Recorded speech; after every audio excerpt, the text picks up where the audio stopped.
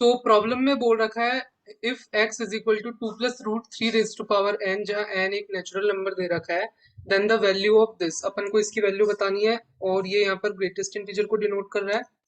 So try करो इस problem को, फिर देखते हैं।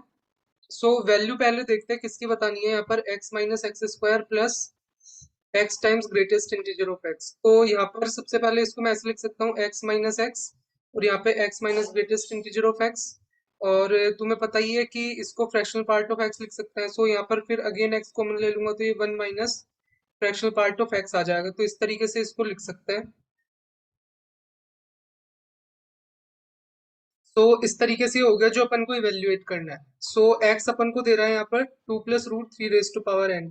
सो इस टाइप के क्वेश्चन अब तुमने किए होंगे। इसको अपन क्या करता है, NC0 2 यहाँ पर कितना हो जाएगा अपने पास n प्लस NC1 2 n - 1 √3 ऐसे ही NCn √3 इस तरीके से आएगा।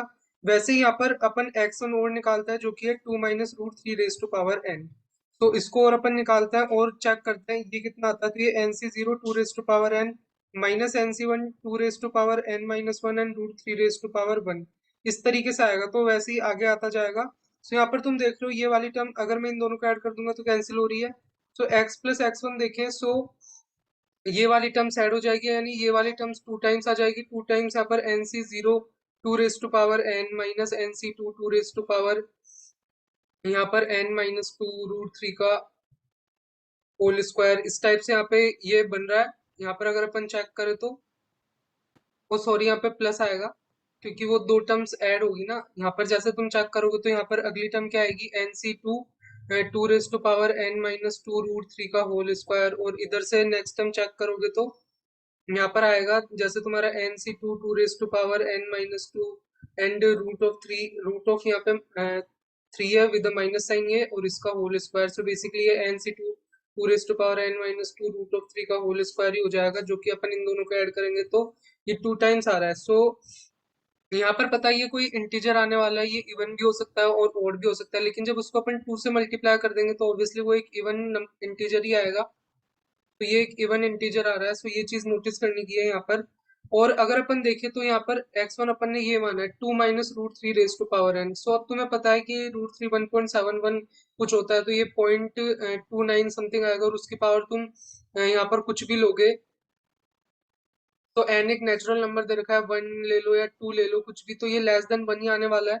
और ऑब्वियसली कुछ पॉजिटिव नंबर तो आएगा ही। तो मैं बोल सकता हूँ x1 0 एंड 1 के बीच में लाई कर रहा है, और all n belongs to natural number. So ये एक स्टेटमेंट है जो तुम देख सकते हो यहाँ पर। सो अगर अपन देखें तो अपन को ये समेशन दे रखा है। अब यहाँ पर ये है अपने पास x प्लस x1।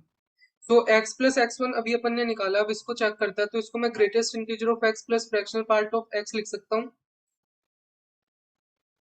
इस चीज को x को, और फिर यहाँ पे x1 तो है ही यहाँ पर, और ये अपने पास एक इवन इंटीजर आ रहा है। और फिर अपन देख चेक करें तो ये ग्रेटेस्ट इंटीजर ऑफ x कुछ इंटीजर ही आएगा, और उसको इसमें से माइनस कर दूंगा तो ये भी एक इंटीजर ही आएगा। तो ये भी एक इंटीजर ही आएगा। तो ये कुछ इंटीजर आ रहा है। अब ये अगर ये इवन हुआ तो यहाँ पे इवन आ जाएगा, और ये ओड हुआ तो फिर ये ओड आ जाएगा। सो वो लेकिन इंटीजर तो होगा, ये तो अपन बोल ही सकते हैं। अब तुम्हें ये भी पता है कि किसी भी चीज का फ्रैक्शनल पार्ट 0 to 1 के बीच में लाई करता है, और जीरो पर यहाँ पे ये मार्क भी लगा, जीरो इंक्लूड होता है। तो ये है, लेकिन अपन को ये पता है कि x1 यहाँ पर 0 to 1 के बीच में लाई कर रहा है। सो x1 यहाँ पर 0 to 1 के बीच में लाई कर रहा है। सो ऑब्वियसली अगर अपन इन दोनों को ऐड करेंगे fractional part of x plus x1 को, तो ये कुछ 0 to 2 के बीच में लाई करेगा। ऑब्वियसली 2 तो कभी भी नहीं हो सकता, और जीरो भी नहीं होगा क्योंकि जीरो के लिए दोनों को जीरो होना पड़ेगा, लेकिन ये यहाँ पर जीरो नहीं होगा, तो अपन बोल सकते हैं ये। अब ये अपनी बात है इंटीजर है। सो ऑब्वियसली 0 and 2 के बीच में यहाँ पर एक ही इंटीजर है जो 1 हो सकता है। सो मीन्स इस सम की वैल्यू यहाँ पर 1 है। तो यहाँ पे अपन बोल सकते हैं ये जो सम दे रखा है अपन को, उसकी वैल्यू 1 है अपने पास, ये मैं यहाँ पे बोल सकता हूँ। सो इतना बोल दिया तो यहाँ से x1 को मैं क्या लिख सकता हूँ, 1 minus fractional part of x, ये चीज लिख सकता हूँ। और अगर तुम देखोगे अपन को यहाँ पर कैलकुलेट क्या करना था, ये पूरा कैलकुलेट करना था, और मैं यहाँ पर आया तो मैंने अभी देखा 1 minus fractional part of x, तो x1 ही आ रहा है। सो अब मुझे इन दोनों का मल्टीप्लिकेशन करना है, और यहाँ पे मैंने एक्स एंड एक्स वन को डिफाइन कर रखा है क्या है। सो एक्स मेरा यहाँ पर 2 + √3 एंड एक्स वन है यहाँ पर मेरा 2 - √3 सो अगर मैं दोनों का मल्टीप्लिकेशन कर दूंगा तो ऑब्वियसली ये 4 - 3 जो कि 1 होगा, और किसी भी नेचुरल नंबर के लिए ये 1 ही आएगा। सो ऑब्वियसली अपन बोल सकते हैं कि जो अपन को वैल्यू फाइंड आउट करनी थी वो यहाँ पर ये 1 होगी। सो इस तरीके से अपन इसको सोल्व कर सकते हैं। सो होप यार तुम्हें अच्छा लगा होगा। अच्छा लगा हो तो यार लाइक करो, शेयर करो, सब्सक्राइब करो। फिर मिलेंगे नेक्स्ट वीडियो में।